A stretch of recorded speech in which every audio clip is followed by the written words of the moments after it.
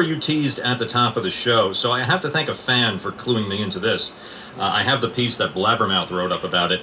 The Hair in the Fair Festival, which was a music fest set to take place in Welland, Ontario, Canada, this weekend has been cancelled due to, quote, financial hardship and extremely low ticket sales, according to the festival organizers. We deeply regret the announcement, as we are looking forward to a great event for all. In times of economic hardship, it is hard to regain stability to provide a properly executed event. It was supposed to be a bunch of 80s associated rock acts, including LA Guns, Rat, and more. Last month, several acts pulled out of the festival, including our good friend Sebastian Bach, with Bach saying via social media that the cancellation was a result of the promoter not meeting contractual obligations. Which means he didn't pay deposits.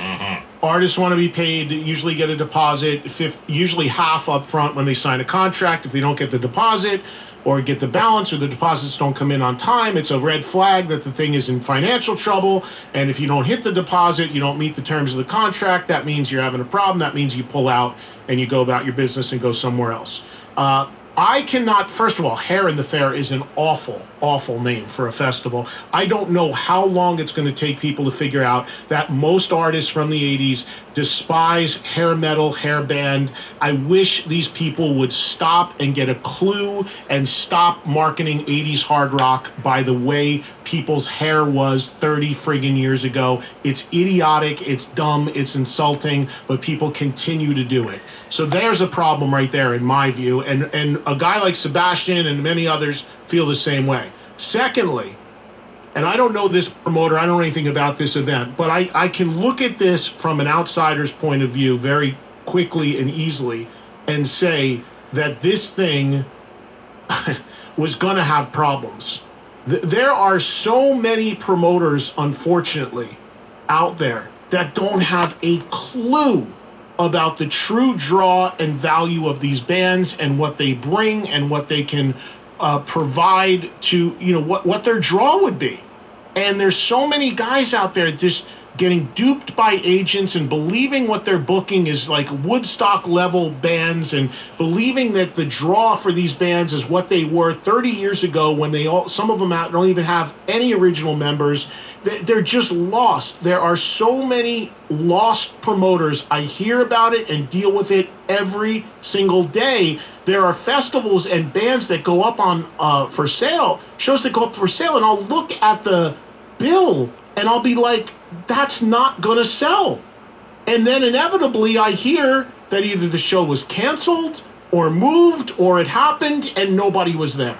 I hear about it constantly. I was booked on a festival recently in South Florida. I looked at the bill. I said, where does this promoter think people are coming from for this bill? Oh, it's going to do great. It's going to do great. I said, you know what? I'll get on it, just like the bands. Give me half the money up front. If it cancels, I get paid. Sure enough, it canceled. I mean, there's so many people that want to play promoter, but unfortunately don't have a clue about the true value of these bands, how to market it, if the bands have any draw at all, and who is and isn't good. And you know, most of the fans smell this stuff out. Most of the fans know, you know, they know who's good or who's in these bands, or they see them play constantly. It's not 1988 anymore, as much as some people, myself included, wish it was. But only in very rare circumstances can you put together packages and bills around some of these bands, all of whom I love, that you're going to get the people you think you're going to get for this stuff. It's just the draw is just not there to sustain a festival. And this one is, you know, I hope people got refunds if they buy tickets, because that's the really shitty part, if fans get beat on it. All right, we got to take a break. We'll come back and we'll talk to Kip Winger next on Trunk Nation.